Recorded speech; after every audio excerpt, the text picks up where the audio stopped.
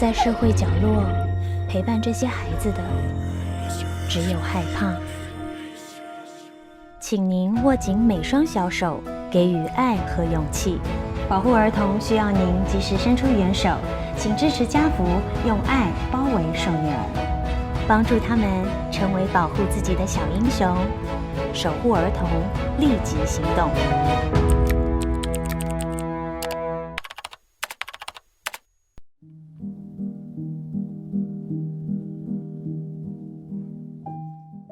接下来想谈一谈虐待对儿童的影响。对受虐儿童而言，即使没有持续的身体伤害，也可能会扰乱了儿童在社交和情感上面的发展。他们可能自己退出与其他同伴的互动，或者是减少这样的互动，因为受虐儿在情绪上面的反应有时较为激烈，这样的反应也使得他们往往跟同伴之间的关系比较差。受虐儿的认知发展和学习的成绩也可能受到干扰，他们在学校的表现常常没有那么优秀，也可能无法调节自己的情绪，以及无法正确的辨识他人的情绪，所以罹患忧郁的情形是比较高的。当这些受虐儿长大成人，罹患精神疾病的可能性也比较高。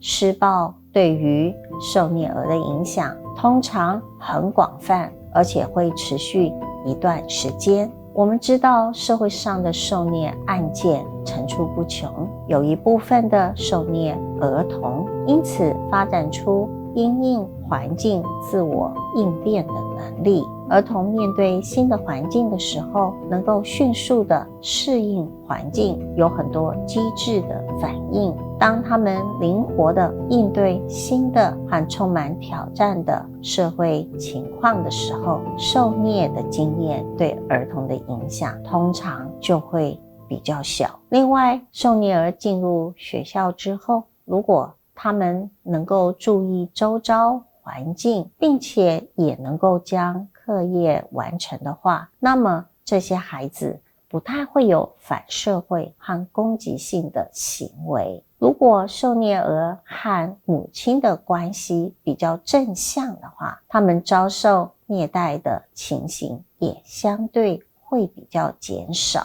因为每一个受虐儿的案例，它的复杂程度都很难用简单的方案来解决，因此当我们有面对多个因素造成儿童虐待的情形的时候，它的解决方案也需要有多种不同的方法。首先，我们发现社会上提供协助的机构能够给予父母亲支持跟帮助。如果父母亲向这些机构寻求抚养孩子的建议的时候，通常能够从机构得到协助，而且也可以得到精神上面的支持。当他们可以用比较好的方式来抚养自己的孩子的时候，抚养孩子的压力可能也会减少一些。这样子的情况会使得出现施暴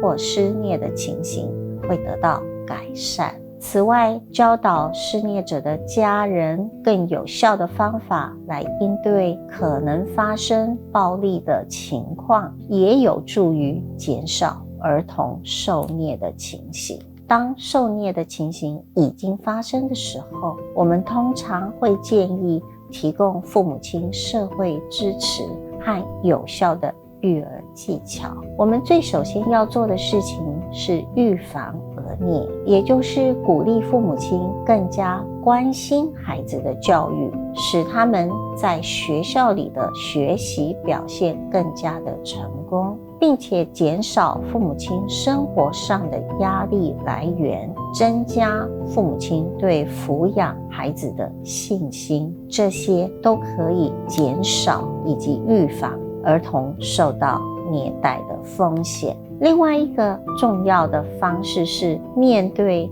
已经有儿虐的情形，或者是高度儿虐的风险家庭。我们要鼓励父母亲学习跟孩子建立温暖和积极的关系，对孩子有合理的期望，以及使用更有效的方法。当高危险儿童的父母使用比较有效的育儿技巧，他们的压力相对就减轻了，对孩子的行为变得更加的积极，有比较多的正向的行为，包括赞美、期许，或者是有比较少的命令跟惩罚。更重要的是，虐待的情形，我们希望也能够因此而减少。最后，我们必须要知道的是，大多数的施暴的父母都是需要帮助的。尽管我们是不容许父母亲施暴他的子女，但是这些父母和子女的互动关系通常是彼此依赖的，而且在一个